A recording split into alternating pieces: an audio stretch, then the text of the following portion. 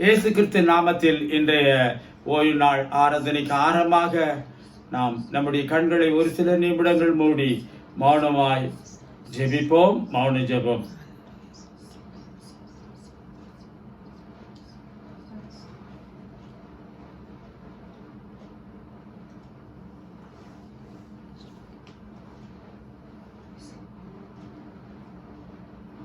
ஆமென்.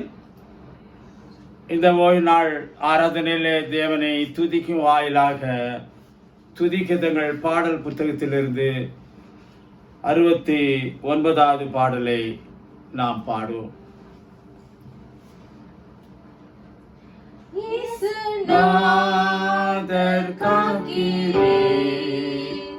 ஏழை பார செய்கிறேன், மோசம் நேரிடாமலும் பாதம் ஈடலாமலும் என்னை தாங்கி நிற்கிறேன், நேசனாத காக்கிறேன். வாரி போன்ற லோகத்தில் யாத்திரை செய்து போகையில் சூறை காற்று மோதினம் ஆழி கோஷ்டமாயினம் அமைதல் உண்டாக்குவே, நேசனாக காக்கிறேன். சற்று தூரம் செல்லவே மோட்சக்காரை தோன்றுமே, துன்பம் நீங்கி வாழுவேன், இன்பம் பெற்று போற்றுவேன். அது மட்டும் தாங்குவேன், நேசனாக காக்கிறேன்.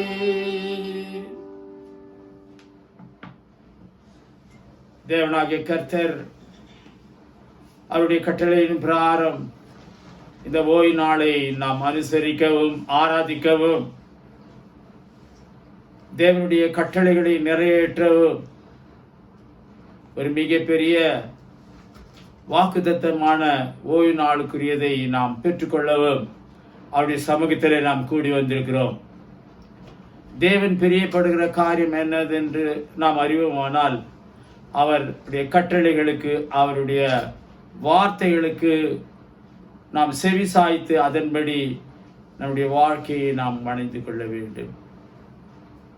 எனவே தேவனாகிய கர்த்தர் ஓய்வு நாளுக்குரிய காரியங்களை வேதத்திலே நமக்கு பகிர்ந்து கொண்டிருக்கிறபடினாலே அந்த ஓய்வு நாளை இன்று நாம் ஆராதித்துக் கொண்டிருக்கிறோம்.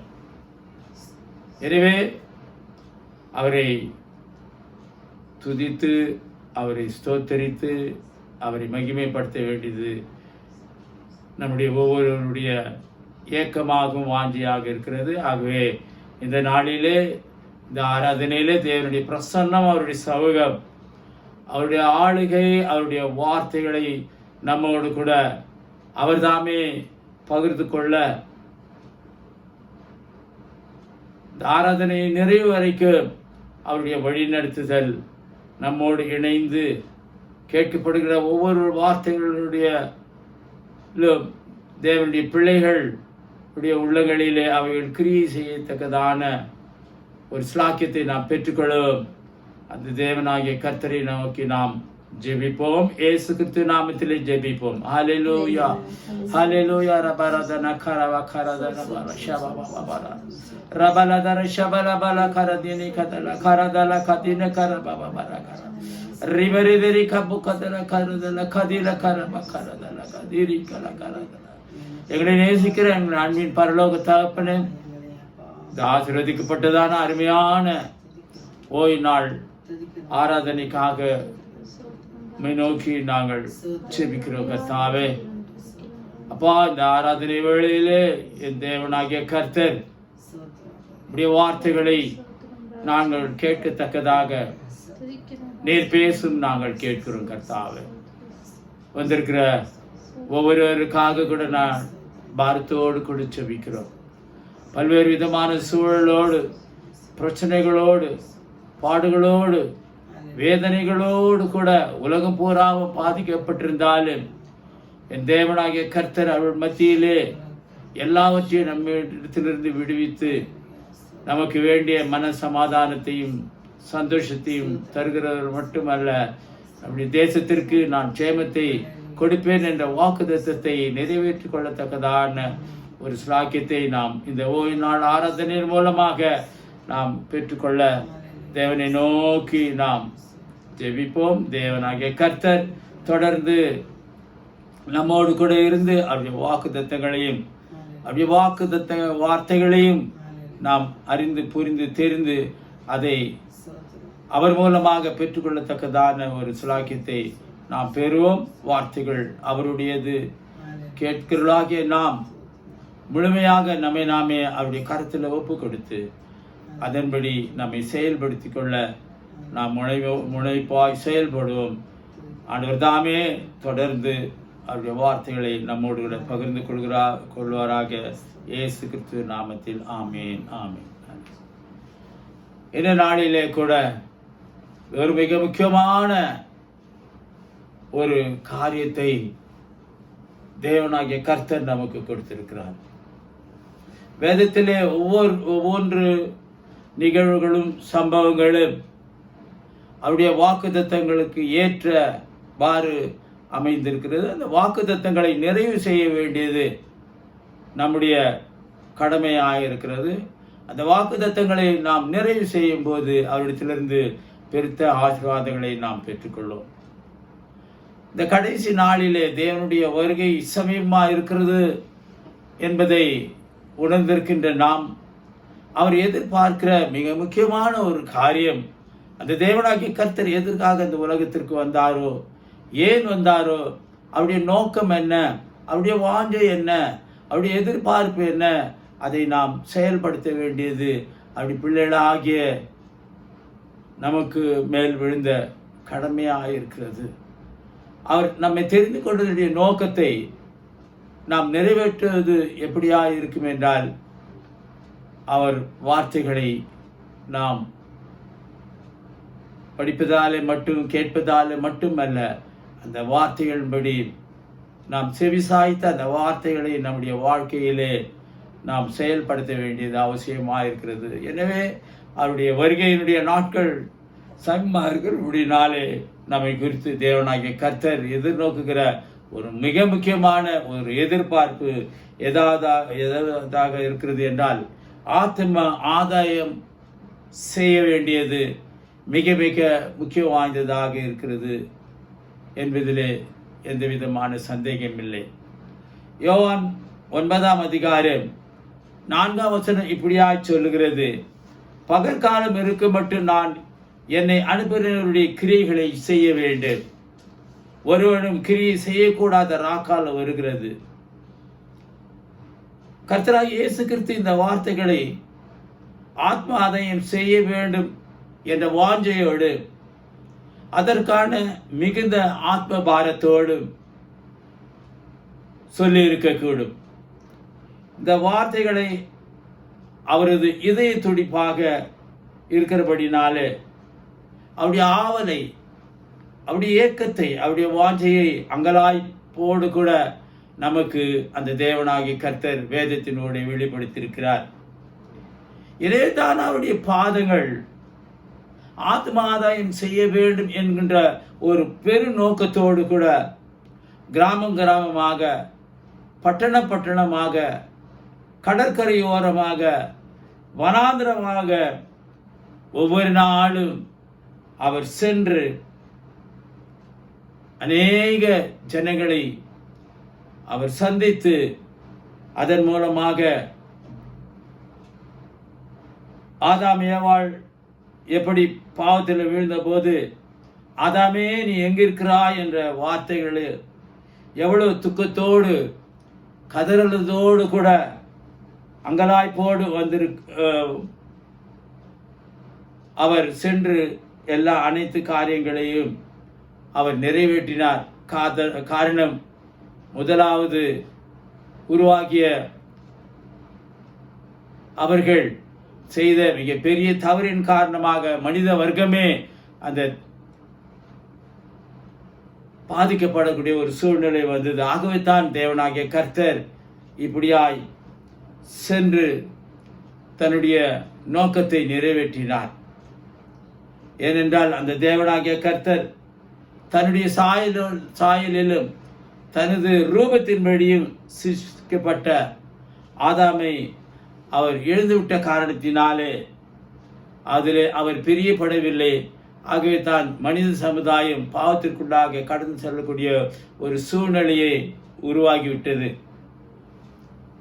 ஒரு மனிதனாகப்பட்ட தன்னுடைய பொற்காசை அவன் எழுந்து விட்டானால், அல்லது வளர்த்த ஆடு காணாமல் போனால் தேடுகின்ற விதம் வேறு. அப்படியானால் நம்மை உருவாக்கி வரும், பேர் சொல்லி அழைத்து வரும், அவருடைய இரத்தம் சிந்தி நம்மை சிலுவையிலிருந்து விலைக்கரையும் செலுத்தி நம்மை மீட்டவருமாகிய தேவனாகிய கர்த்தர் எவ்வளவாய் அவருடைய ஜனங்களை இழக்கக்கூடாது என்ற ஏக்கத்தோடு கூட அவர் அலைந்தார் என்பதை நாம் பார்க்கிறோம். ஆனால் இயேசு கிறிஸ்து உங்களை எவ்வளவு மன உருக்கத்தோடு பாரத்தோடு தேடி வருகிறார் என்பதை நாம் ஒவ்வொருவரும் சிந்திக்க, யோசிக்க, எதிர்நோக்குகிற ஒரு காரியமாயிருக்கிறது. ஒரு முறை என்னுடைய நண்பருடைய மகன் கார் விபத்திலே சிக்கிக்கொண்டு மருத்துவமனையில் சேர்க்கப்பட்டிருந்தார். ஒரு ஆபத்தான இக்கட்டான ஒரு சூழ்நிலையிலே அவர் அங்கே சிகிச்சை பெற்று வந்தார். ஆனாலும் அவருடைய தகப்பனாருக்கு அந்த விஷயம் தெரியவில்லை. ஆனாலும் அதை கேட்ட உடனே நான் சென்றது போல அவர் வரவில்லை. நான் சென்று பார்த்தபோது இக்கட்டான சூழ்நிலையை உணர்ந்தேன். அதே நேரத்தில் அவருடைய தந்தை சற்று நேரம் கழித்து வந்ததோடு மட்டுமல்லாமல் அலறி அடித்து கொண்டு அவர் ஓடி வந்தார். எந்த வார்டு என்பது தெரியவில்லை.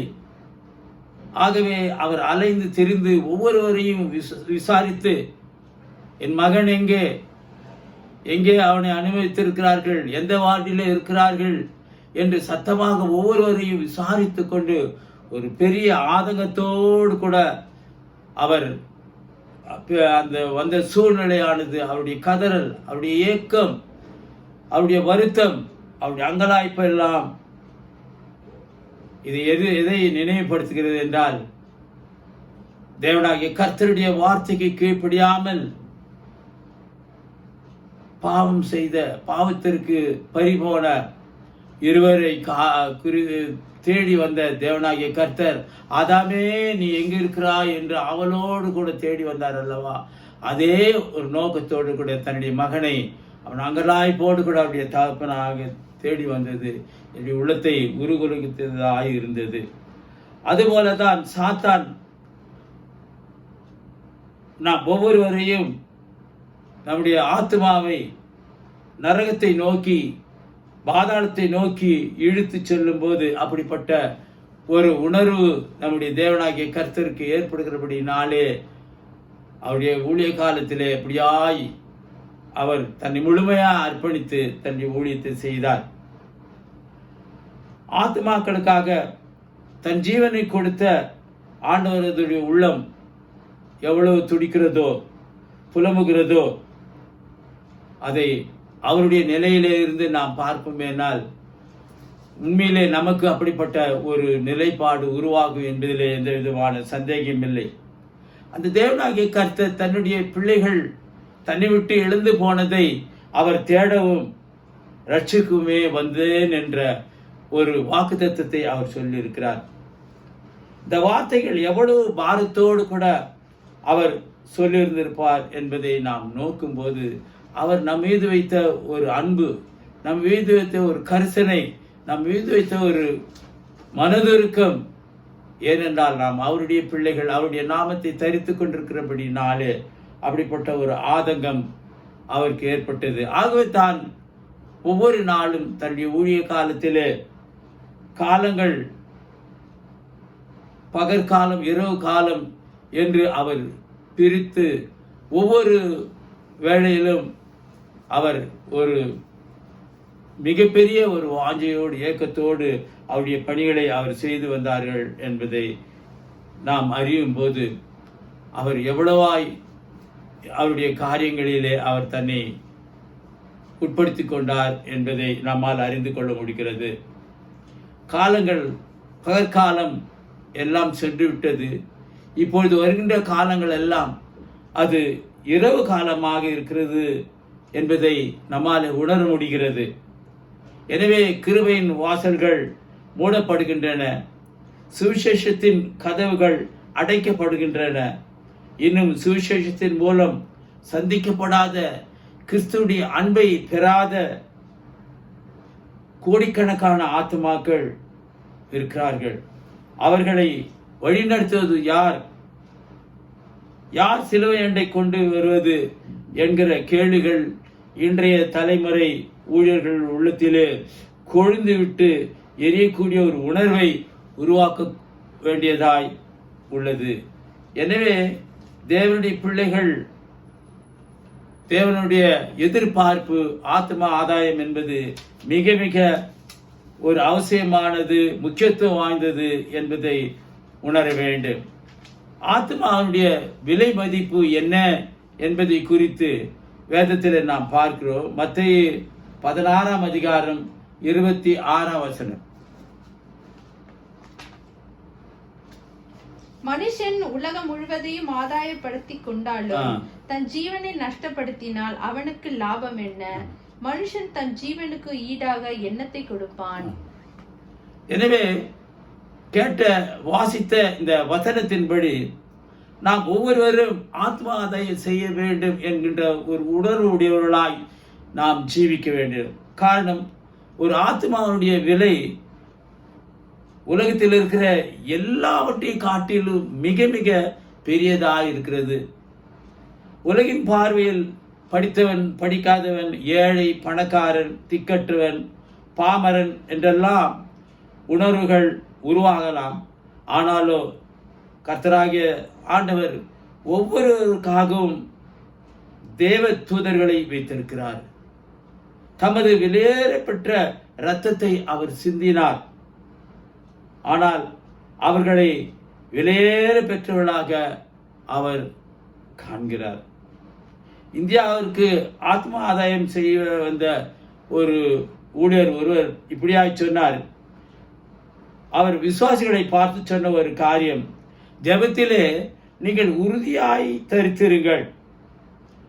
ஆத்ம ஆதாயம் செய்வதற்காக நான் இங்கே வந்திருக்கிறேன். என்னை முழுமையாய் ஒப்பு கொடுத்து பலாயிரக்கணக்கான மைல் தூரத்திலிருந்து ஒரு ஏக்கத்தோடு வாஞ்சையோடு வந்திருக்கிறேன். ஆகவே நீங்கள் உறுதியாய் ஜெபத்திலே தரித்திருங்கள் என்கின்ற ஒரு வாக்குறுதியோடு அவர் ஊழியத்தை செய்து அநேக ஆத்மாக்களை அவர் ஆதாயம் செய்தார்.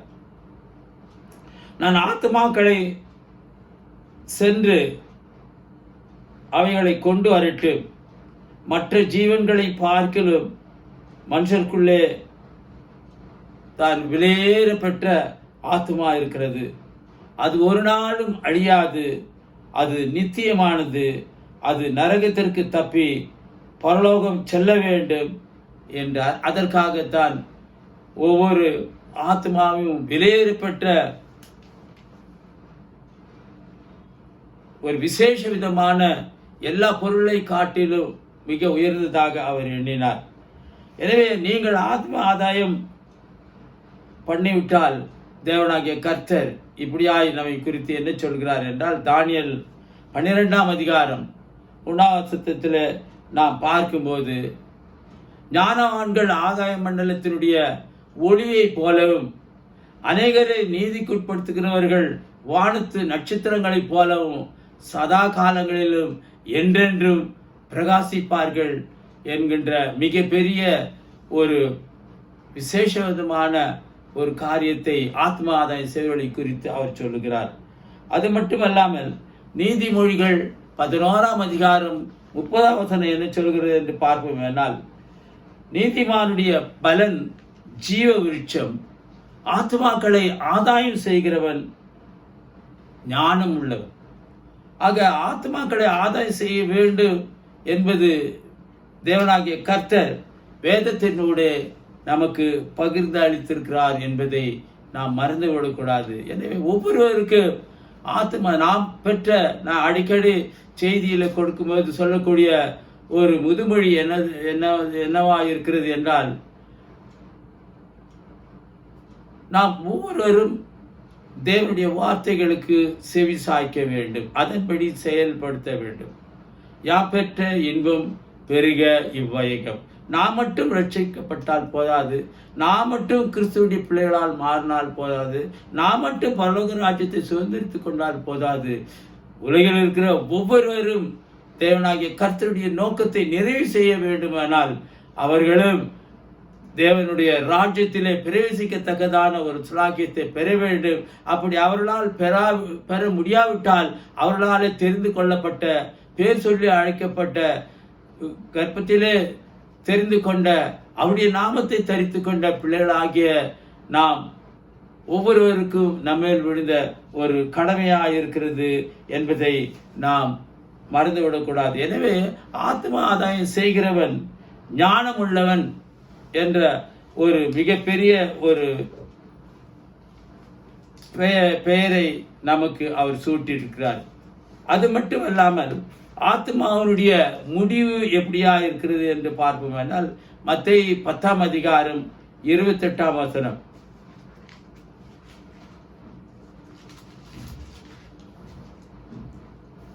அவர் வீட்டிற்கு வந்த பின்பு அந்த குருடர் அவரிடத்தில் வந்தார்கள். இயேசு அவர்களை நோக்கி, இதை செய்ய எனக்கு வல்லமை உண்டென்று விசுவாசிக்கிறீர்களா என்று கேட்டார். அதற்கு அவர்கள், ஆம் விசுவாசிக்கிறோம் ஆண்டவரே என்றார்கள். மத்தேயு 10:28. ஆத்துமாவை கொல்ல வல்லவர்களாயிராமல் சரீரத்தை மாத்திரம் கொல்லுகிறவர்களுக்கு நீங்கள் பயப்பட வேண்டாம். ஆத்துமாவையும் சரீரத்தையும் நரகத்திலே அழிக்க வல்லவருக்கே பயப்படுங்கள். ஆத்மாவையும் சரீரத்தையும் நரகத்திலே அழிக்க வல்லவருக்கே பயப்பட வேண்டும். ஏன்னா நம்மை தேவனுடைய கருத்திலிருந்து அபகரித்துக் கொள்ளக்கூடிய ஒரு சூழ்நிலையை, ஒரு முயற்சியை சாத்தான் அவன் மேற்கொள்கிறான். எனவே ஆத்மாவையும் சரீரத்தையும் நரகத்திலே அழிக்க வல்லவருக்கே நாம் பயப்பட வேண்டியது அவசியமாயிருக்கிறது. எனவே தான் ஆத்ம ஆதாயம் செய்ய வேண்டும். ஏனென்றால் கிறிஸ்துவை ஏற்றுக்கொள்ளாத ஆத்மாவினுடைய முடிவானது அது வேதனையாக இருக்கும். ஏனென்றால் நரகமும் பாதாளமும் நிச்சயமானது என்பதை அறிந்து கொள்ள வேண்டியது அவசியமாயிருக்கிறது. தேவனை அறியாதவர்கள், தேவனை ஏற்றுக்கொள்ளாதவர்கள், தேவனை குறித்த ஒரு நம்பிக்கையற்றவர்களாய் தன்னுடைய சுய போக்கிலே வாழ்ந்து கொண்டிருப்பார்கள். ஆனால் உண்மையிலே அவர்களுக்கு நரகமானது தயார் செய்யப்பட்டிருக்கிறது என்பது நிச்சயமானது என்று வேதம் சொல்கிறது. மனுஷனுக்கு செம்மையாய் தோன்றுகின்ற வழிகள் உண்டு, அவைகள் மரண வழிகள் என்று வேதம் தெளிவுபடுத்துகிறது. ஏனென்றால் இன்று அநேகர் தேவனை ஏற்றுக்கொள்ளாமல் தங்களுடைய சுய சித்தத்தை சார்ந்து, தன்னுடைய சுய விருப்பத்தின்படி, தன்னுடைய மனம் போன போக்கிலே தாங்கள் எதை நினைக்கிறார்களோ, எதை செயல்படுத்த வேண்டும் என்கின்ற ஒரு ஆதங்கம் அவர்களுக்குள்ள வருகிறதோ, உலகத்தையும் உலகத்தாரையும் பார்த்து அதன்படி செயல்பட தங்களை ஒப்பு கொடுத்து விடுகிறார்கள். அதனுடைய பலன் எதுவா இருக்கிறது என்றால் வேதம் அது மரண வழியிலாக இருக்கிறது என்று சொல்லப்படுகிறதை நாம் பார்க்கிறோம். ஒரு வேசியின் வீடுன்னு சொல்லும்போது அது பாதாளத்திற்கு நம்மை வழி நடத்துகிறது. குடியை கெடுக்கும். இந்த போன்ற தேவனுக்கு பிரியமில்லாத, ஏற்றுக்கொள்ளாத, விரும்பாத, அவரை துக்கப்படுத்துகிற அநேக காரியங்கள் நம்மை நாமே நரகத்திற்கு ஆயத்தப்படுத்தி கொண்டிருக்கிறோம் என்பதிலே எந்த விதமான சந்தேகம் இல்லை. ஆத்மா ஒன்றும் எப்பொழுதும் அழியாதது, நித்திய ஆக்கினைக்குள்ளாக சென்று விடக்கூடாது என்பதுதான் நம்முடைய தாரக மந்திரமாக இருக்கிறது. கிறிஸ்து இல்லாமல் ஒருவன் மரிப்பான் என்றால் அவனை சாத்தானும் அவனுடைய தூதர்களும் பாதாளத்திற்கு அக்கினியும் கந்தகமும் எரிகின்ற கடலுக்கு இழுத்து கொண்டு போவார்கள். சிறைச்சாலையில தள்ளப்படுகிறவனுக்கு ஒரு நிச்சயம் உண்டு, எப்படியாவது ஒரு நாளிலே அவன் வெளியே வந்து விடுவான். ஆனால் நரகத்தில் தள்ளப்படுகிற மனுஷனுக்கோ விடுதலை என்பது இல்லை. நரகம் என்பது அது நிரந்தரமாக மாறிவிடுகிறது. எனவே வேதனைப்பட்டு அவன் வாழ்நாள் எல்லாம் அனுபவிக்க வேண்டும் என்பது அவனுக்கு நியதியா இருக்கிறது.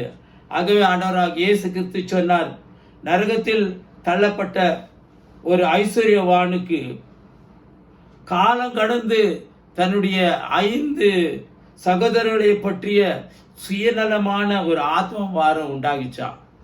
அவர்கள் இந்த வேதனை நிறைந்த இடத்திற்கு வராதபடி லாசருவை அனுப்புங்கள் என்று தேவனிடத்திலே அவன் கேட்டுக்கொண்டான். நான் அனுபவிக்கிறதை அவனால் தாங்கொண்ணாத வேதனையை என்னுடைய சகோதரர்கள் அனுபவிக்க கூடாது என்றான் என்பதை தேவனாகிய கர்த்தர் வெளிப்படுத்தினார். ஆகவே உலகத்திலே நாம் வாழும்போது நரகத்திற்கு என்று நம்மை ஒப்பு கொடுக்காமல் எப்பொழுதும் தேவனுடைய ராஜ்யத்திலே பிரவேசிக்கத்தக்கதான ஒரு முனைப்போடு நாம் செயல்பட வேண்டும். ஏனென்றால் கர்த்தரை நாம் எப்பொழுதுமே நாம் அவரை நோக்கி பார்த்து அவருக்குரிய காரியங்களிலே நம்மை முழுமையாக ஈடுபடுத்திக் கொள்ள வேண்டியது அவசியமாக இருக்கிறது. அப்படிப்பட்ட ஒரு வாழ்க்கை என்பது தேவனாகிய கர்த்தர் வருகையிலே நிச்சயமாக அவராலே நாம் அழைத்து செல்லப்படும் என்பதிலே எந்த விதமான சந்தேகம் இல்லை. எனவே உலகிலே வாழ்கிற ஒவ்வொரு கிறிஸ்தவனுடைய உயரிய நோக்கமாக எது இருக்கிறது என்றால், தேவனுடைய ராஜ்யத்திலே நாம் பெற்றது போல மற்றவர்களையும் அழைத்து செல்ல வேண்டும் என்கின்ற ஒரு எதிர்பார்ப்போடு உலகிலே அவன் வாழ வேண்டும் என்பதுதான் தேவனுடைய திருவுள சித்தமாக இருக்கிறது. அதன்படி அவன் செயல்படுவானால் அவனுக்கென்று மிகப்பெரிய பரிசு பொருள்கள் பரலோக ராஜ்யத்திலே காத்து கொண்டிருக்கிறது, வைக்கப்பட்டிருக்கிறது என்பதிலே எந்த விதமான சந்தேகம் இல்லை. எனவே தேவனாகிய கர்த்தர் இந்த உலகத்திற்கு வருவதற்கு தன்னையே முழுமையாக ஒரு விலை கிரயமாக அவர் கொடுத்தார் என்பதிலே எந்த விதமான சந்தேகம் இல்லை. அதை குறித்தான அநேக காரியங்கள் வேதத்தினூடே நாம் பார்க்கலாம். ஏசாயா தீர்க்கதரிசியின் புஸ்தகம் 53ஆம் அதிகாரத்தை நீங்கள் வாசிப்பதானால் தேவனாகிய கர்த்தர் அந்த சிலுவை பாடுகளிலே அவர் எப்படிப்பட்டார் பாதிக்கப்பட்டார் என்கின்ற அநேக காரியங்களை உங்களாலே அறிந்து கொள்ள முடியும். 1 பேதுரு 1ஆம் அதிகாரம் 19ஆம் வசனம் வாசிங்கள்.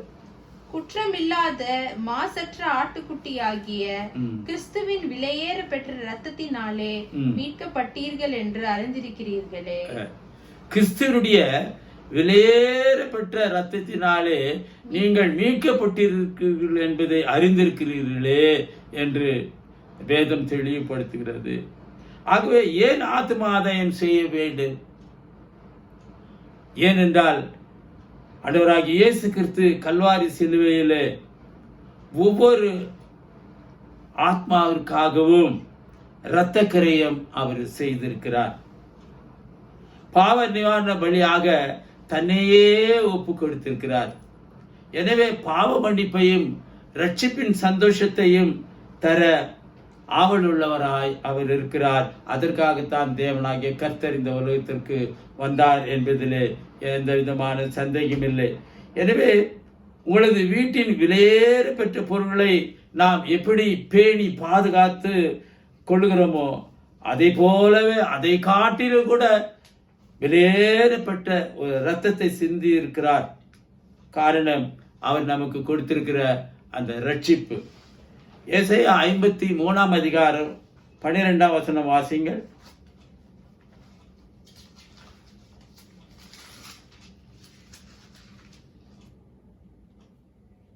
அவர் தம்முடைய ஆத்துமாவை மரணத்தில் ஊற்றி அக்கிரமக்காரரில் ஒருவராக எண்ணப்பட்டு அநேகருடைய பாவத்தை தாமே சுமந்து அக்கிரமக்காரருக்காக வேண்டிக் கொண்டது நிமித்தம் அநேகரை அவருக்கு பங்காக கொடுப்பேன். பலவான்களை அவர் தமக்கு கொள்ளையாக பங்கிட்டுக் கொள்வார். அவர் தம்முடைய ஆத்மாவை மரணத்தில் ஊற்றி அக்கிரமக்காரரில் ஒருவராக தன்னை அவர் இணைத்துக் கொண்டார் என்று அந்த வார்த்தைகள் ஒவ்வொருடைய உள்ளத்திலும் தேவனாகிய கர்த்தர் நம்மீது வைத்த ஒரு அன்பு, அவருடைய மனதுருக்கம், அவருடைய ஏக்கம், அவருடைய வாஞ்சை, அவருடைய நேசிப்பு தன்மை, அவருடைய எந்த காரணத்துக்காக அவர் வந்தார் என்பதை அவர் நிறைவேற்றி காட்டினார் என்பதை நாம் பார்க்கும்பொழுது மிகப்பெரிய ஒரு விலைக்கிரயத்தை நமக்காக அவர் சிலுவையிலே செலுத்தியிருக்கிறார் என்பதில் எந்த விதமான சந்தேகம் இல்லை. எனவே பழைய ஏற்பாட்டு காலத்திலே நாம் என்ன பார்க்கிறோம் என்றால், பாவ மன்னிப்பு அவர்களுக்கு இலவசமாக கிடைப்பதில்லை. காரணம், ஒரு ஆட்டை அவர்கள் விலைக்கிரயமாக வாங்கி அதை தேவ சமூகத்திலே கொண்டு வந்து அவர்கள் பலி செலுத்த வேண்டும். திராணி இல்லாத ஏழை எளிய மக்களால் அந்த காரியத்தை அவர்கள் செய்ய முடியாது. ஆகவே தான் ஆண்டவராகிய இயேசு கிறிஸ்து தாமே நாம் எல்லோருக்காகவும் தேவ ஆட்டுக்குட்டியாக அவர் தம்மை தாமே ஒப்பு கொடுத்தார் என்பதை நாம் பார்க்கிறோம். அவர்தான் உலகத்தினுடைய பாவங்களை சுமந்து தீர்க்கிற தேவாட்டுக்குட்டி என்று வேதம் தெளிவுபடுத்துகிறது. ஆண்டவராகிய இயேசு கிறிஸ்துவினுடைய ரத்தம் தானே நம்மை சகல பாவங்களிலும் நீக்கி நம்மை சுத்திகரிக்கிறது, பரிசுத்தப்படுத்துகிறது என்று 1 யோவான் 1:7 சொல்லுகிறது. அது மட்டுமல்லாமல் தேவனாகிய கர்த்தர் தம்முடைய ஒரே பேரான குமாரனை உங்களுக்காக கொடுத்து எவ்வளவாய் அன்பு கூர்ந்தார். எனவே அந்த விலைக்கிரயம் எவ்வளவு பெரியது என்பதை நாம் உணர வேண்டியது அவசியமாயிருக்கிறது. எனவே ஆண்டவராகிய இயேசு கிறிஸ்து அனைத்துலக மக்களுக்காக சிலுவையிலே வேதனையை அனுபவித்து பாவ மன்னிப்பையும் இரட்சிப்பின் சந்தோஷத்தையும் நமக்காக அவர் உண்டாக்கினார். அவர் மட்டுமே பாவங்களை மன்னிக்கிறவர். மற்ற யாருக்கும் இந்த பாவங்களை மன்னிக்கிற அதிகாரம் கிடையாது என்பது வேதம் தெளிவுபடுத்துகிறது. இரட்சிப்பிற்காக அவருடைய நாமமே இல்லாமல் வேறொரு நாமம் நமக்கு கொடுக்கப்படவில்லை, கட்டளையிடப்படவும் இல்லை என்பதை நாம் அறிவோம். பொதுவாக நாம் வேலைக்கு முயற்சி செய்யும் பொழுது ஏதாவது ஒரு அலுவலகத்திற்கோ அல்லது ஏதாவது ஒரு தொழிற்சாலைக்கு சென்று பணிக்காக நாம் பார்ப்போமேனால் அங்கே வேலை காலி இல்லை என்று சொல்லுகிறதை எழுதி ஒரு அறிவிப்பு பலகையில் போடப்பட்டிருக்கும். ஆனால்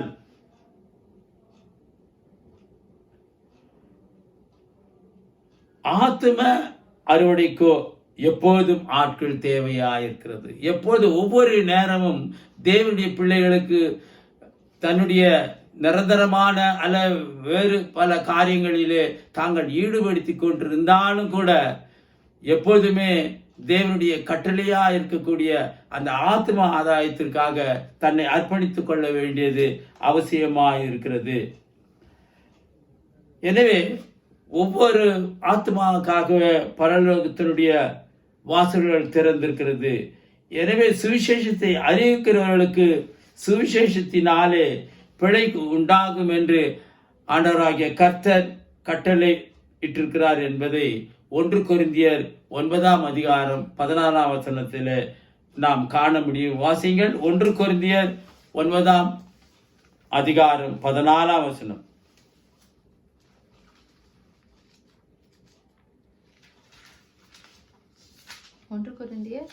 1 கொரிந்தியர் 9:14 ஒரு அருமையான ஒரு வசனம். அந்தபடியே சுவிசேஷத்தை அறிவிக்கிறவர்களுக்கு சுவிசேஷத்தினாலே பிழைப்பு உண்டாக வேண்டும் என்று கர்த்தரும் கட்டளையிட்டிருக்கிறார். அந்தபடியே பாருங்க. ஆக நமக்கு அவருடைய நாமத்தை தரித்துக் கொண்ட, அவரால் தேர்வு செய்யப்பட்ட அவருடைய பிள்ளைகளால் நாம் வாழ்ந்து கொண்டு அவருடைய பல கிரியைகளுக்குள்ள நாம் ஆசீர்வாதங்களையும் எல்லாவற்றையும் நாம் அனுபவித்துக் கொண்டிருக்கிறோம். அதே நேரத்தில் தேவனுடைய ஒரு கட்டளை மிக மிக அவசியமா இருக்கிறது. சுவிசேஷத்தை அறிவிக்க வேண்டியது நம் மேல் விழுந்த ஒரு கடமையா இருக்கிறது. ஆகவே தான் சுவிசேஷத்தை அறிவித்தாலே நமக்கு என்ன பலன் என்பதை அங்கே இந்த வசனம் தெளிவுபடுத்துகிறது. சுவிசேஷத்தை அறிவிக்கிறவர்களுக்கு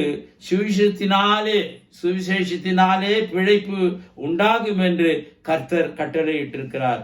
எனவே ஆத்ம ஆதாயம் செய்ய வேண்டும் என்கின்ற உணர்வு உள்ளவர்கள், ஏக்க உள்ளவர்கள், வாஞ்சை உள்ளவர்கள் தன்னை முழுமையாக அதற்காக ஒப்பு கொடுக்கும் போது ஒரு சில காரியங்களை அவர்கள் தெரிந்து கொள்ள வேண்டியது அவசியமாயிருக்கிறது. ஒரு சில காரியங்கள் என்பதை காட்டிலும் ஒரு 6 மிக முக்கியமான காரியங்களை நம்மளை நினைவிலே வைத்துக் கொள்ள வேண்டும். முதலாவதாக, காலமானது குறுகினதாக இருக்கிறது. நித்தியம் நீளமானது. 3 பாவம் கொடூரமானது. 4 பாவ நிவாரணம் சிலுவையில் செய்யப்பட்டிருக்கிறது. 5 நரகம் நிச்சயமானது. 6 பரலோகம் அது நம்முடையதாக இருக்கிறது. எனவே தேவனுடைய பிள்ளைகள் எப்பொழுதுமே ஆத்ம ஆதாயம் செய்வதற்கு நம்மை ஒப்பு கொடுக்க வேண்டியது அவசியமாயிருக்கிறது. ஆகவே சுவிசேஷத்தினுடைய விதைகளை விதையுங்கள். சமயம் வாய்த்தாலும் வாய்க்காவிட்டாலும் திருவசனத்தை ஜாக்கிரதையாய் பிரசங்கம் பண்ணுங்கள். நீதிமொழிகள் 11:25 சொல்லுகிறது, உதார குணமுள்ளவன் ஆத்ம செழிக்கும். எவன் தண்ணீர் பாய்ச்சுகிறானோ அவனுக்கு தண்ணீர் பாய்ச்சப்படும். நீங்கள் எவ்வளவு சுவிசேஷத்தை அறிவிக்கிறீர்களோ அவ்வளவு உங்களுடைய வாழ்க்கையில தேவனிடத்திலிருந்து அநேக ஆசீர்வாதங்களை பெற்றுக்கொள்ள முடியும். ஆகவே சுவிசேஷத்தை ஜனங்களுக்கு கொடுங்கள். ஆத்ம ஆதாயம் செய்யுங்கள். கர்த்தருக்கென்று நீங்கள் ஊழியம் செய்யுங்கள். கர்த்தருடைய வருகை முன்னதாக திரளான ஆத்ம ஆதாயம் செய்ய உழைத்து பரலோகத்துக்கு சொந்தக்காரர்களாய் மாறுங்கள். ஒன்றை மட்டும் சொல்லி நான் நிறைவு செய்கிறேன். உலகத்திலே வாழ்கின்ற இந்த உலகப்பிரகாரமான அரசியல்வாதிகள், கட்சிக்காரர்கள் ஒன்றுமில்லாமல் உலக காரியங்களுக்காக எவ்வளவா தங்களை அர்ப்பணித்து கொண்டு அவர்கள் வைராக்கியமாய் பல்வேறு நிலைகளிலே அவர்களுக்கு எப்படிப்பட்ட பிரச்சனைகள் வந்தாலும் வைராக்கியமாய் அவர்கள் செயல்படுகிறதை நாம் பார்க்கிறோம். விசேஷ விதமாய் தேர்தல் வந்து விட்டாலோ அநேக காரியங்களை அவர்கள் தங்களுக்குள்ள செயல்படுகிறதை நாம் பார்க்கிறோம். ஆனாலும் ஆத்ம ஆதாயம் செய்யும்படி நமக்கு கர்த்தர் கட்டளையிட்டிருக்கிறார். ஆத்மாக்கள் மேல் உண்மையான கரிசனை கொள்ளுங்கள். அவர்களது மீட்புக்காக கண்ணீரோடு மன்றாடுங்கள். அதற்கான ஊழியம் செய்ய இப்பொழுதே தயாராகுங்கள், புறப்படுங்கள். ஏனென்றால் தேவனுடைய வருகை மிக மிக சமீபமாக இருக்கிறது. அதற்குரிய காரியங்களை நிசதமாக நாம் கண்டு கொண்டிருக்கிறோம். எனவே அறுப்பு மிகுதி, வேலையாட்களோ கொஞ்சம். ஆதலால் அறுப்புக்கு எஜமான் தமது வேலையாட்களை அனுப்பும்படி அவரை வேண்டிக் கொள்ளுங்கள் என்று மத்தேயு 9:37-38 வசனங்கள் சொல்லுகிறது. எனவே அது மட்டுமல்லாமல் அதற்கு உதாரணமாக அப்போஸ்தலனாகிய பவுல் சொல்கிற ஒரே ஒரு வசனத்தை மட்டும் சொல்லி நான் நிறைவு செய்கிறேன். அப்போஸ்தலனாகிய பவுல் தன்னுடைய ஆத்ம ஆதாயத்திற்கான தன்னை அர்ப்பணித்துக் கொண்ட அனுபவத்தை இப்படியாக அவர் பகிர்ந்து கொண்டார். பலவீனனான ஆதாயப்படுத்திக் கொள்ளும்படிக்கு பலவீனருக்கு பலவீனனானேன் போலானேன். எப்படியாகிலும் சிலரை ரட்சிக்கும்படிக்கு நான் எல்லாருக்கும் எல்லாம் ஆனேன் என்று 1 கொரிந்தியர் 9:22 சொல்லுகிறது. எனவே தேவனுடைய பிள்ளைகளே, நீங்கள் ஆத்ம ஆதாயம் செய்யுங்கள். உங்கள் உள்ளத்திலும் மற்றவர்கள் உள்ளத்திலும் பெரிய சந்தோஷத்தை கொண்டு வாருங்கள். அப்படிப்பட்ட ஒரு நிலைப்பாடு நீங்கள் தொடர்ந்து பயணிங்கள். தேவனாகிய கர்த்தர் பெரிய காரியங்களை உங்களுடைய வாழ்க்கையிலே செய்வார். ஆமென். இப்பொழுது நாம் ஜெபித்து இந்த ஆராதனையை நிறைவு செய்வோம்.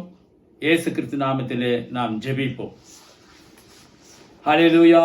ஓ ரபக்கதர பலஷபர பரபரதலகர ரபரதலகர பகதின கர பகரதலகர ரிபிரிதிலே கரபதலி கனதுதுதுதுதுதி கபதல கரதனே கர தீலி கரபகர. அல்லேலூயா.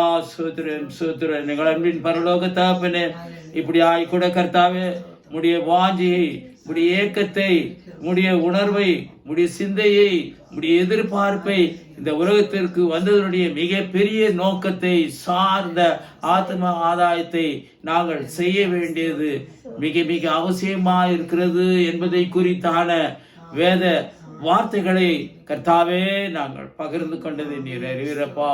எனவே கேட்டவர்கள் ஒவ்வொரு உள்ளங்களிலும் இந்த வார்த்தைகள் பசுமரத்தாணியை போல பதிந்து தங்களை முழுமையா இப்படிக்கு தங்களை அர்ப்பணித்துக் கொள்ளத்தக்கதான ஒரு உணர்வுள்ள இருதயத்தை நீர் உருவாக்கி தரும்படி இந்த வேளையில கூட ஜெபிக்கிறேன் கர்த்தாவே.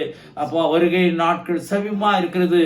வருகையினுடைய சம்பவங்கள் எல்லாம் நிகழ்ந்து கொண்டிருக்கிறது என்பதை உணர்ந்து அதன் அடிப்படையில இயங்குகின்ற வாழ்ந்து கொண்டிருக்கின்ற நாங்கள் இந்த ஆத்ம ஆதாயத்திற்கென்று பிரத்யோகமாக நாங்கள் கர்த்தாவே செயல்பட்டு அநேகரை கர்த்தாவே உம்முடைய ராஜ்யத்திலே பங்கடைய செய்யத்தக்கதான ஒரு உணர்வுள்ள இருதயத்தை, அதற்காக தங்களை அர்ப்பணிக்கிற ஒரு உணர்வுள்ள இருதயத்தை நீர் எங்களுக்கு தருபடி இந்த வேளையில கூட ஜெபிக்கிறேன் கர்த்தாவே. உலக பூராவும் கர்த்தாவே இந்த கொள்ளை நோயினாலே பாதிக்கப்பட்டிருக்கிற கோடிக்கணக்கான ஜனங்களுடைய மீட்பு மிக மிக அவசியமா இருக்கிறபடினாலே கர்த்தாவே விரைந்து கர்த்தாவே இந்த கொரோனா அப்பா விஷக்கிருமி அழிக்கப்பட வேண்டும், ஒழிக்கப்பட வேண்டும். அப்பா உம்மாலாகாத காரியம் ஒன்றுமில்லை கர்த்தாவே. உம்மாலை கூடு என்பதை நாங்கள் நிச்சயித்து கர்த்தாவே விரைந்து இந்த அப்பா கொள்ளை நோயானது கர்த்தாவே அப்பா நீக்கப்பட உலகம் பூராவும் ஒரு மிகப்பெரிய சேமத்தையும் சந்தோஷத்தையும் நீர் தந்து கர்த்தாவே அப்பா ஒரு பெரிய அதிசயத்தை அற்புதத்தையும் நாங்கள் உடைய கரத்திலிருந்து நாங்கள் எதிர்நோக்கி கொண்டிருக்கிறோம் கர்த்தாவே. அப்பா செய்வதறியாது திகைத்து கொண்டிருக்கிறதை நீர் அறிவீர் கர்த்தாவே.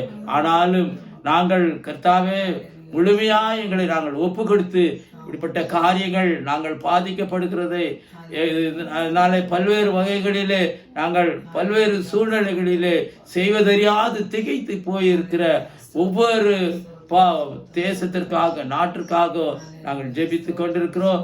விரைந்து என் தேவனாகிய கர்த்தர் இந்த வியாதியிலிருந்து நீர் விடுவிக்கும்படி உம்முடைய நாமத்தில் அடியேன் ஜெபிக்கிறேன். நீர் அப்படியாய் செய்ய போர்க்காய் ஸ்தோத்திரம். தொடர்ந்து எங்களை பொறுப்பேற்றுக் கொள்ளும். இந்த வாரம் பூரா உம்முடைய பிரசன்னம், உம்முடைய சமூகம், ஒரு வழிநடத்துதல், உம்முடைய நல்ல ஆலோசனை எங்களோடு இருக்க வேண்டுமா. எங்கள் மீட்பெரும் இரட்சகருமாகிய இயேசு கிறிஸ்துவின் இனிய நாமத்தில் ஜெபம் கேளும் எங்கள் நல்ல பிதாவே. கர்த்தருடைய ஜெபத்தை ஏறெடுப்போம். பரமண்டலுக்கு எங்கள் பிதாவே, உம்முடைய நாமம் பரிசுத்தப்படுவதாக, உம்முடைய ராஜ்யம் வருக, உம்முடைய சித்தம் பரமண்டல் செய்து போல பூமியிலையும் செய்யப்படுவதாக. அன்றைய ஆகாரத்தின் எங்களுக்கு தார். எங்களுக்கு விரோதமாய் குற்ற செயல் மன்னிக்கிறது போல எங்கள் பாவ குற்றங்களுக்கு மன்னியும்.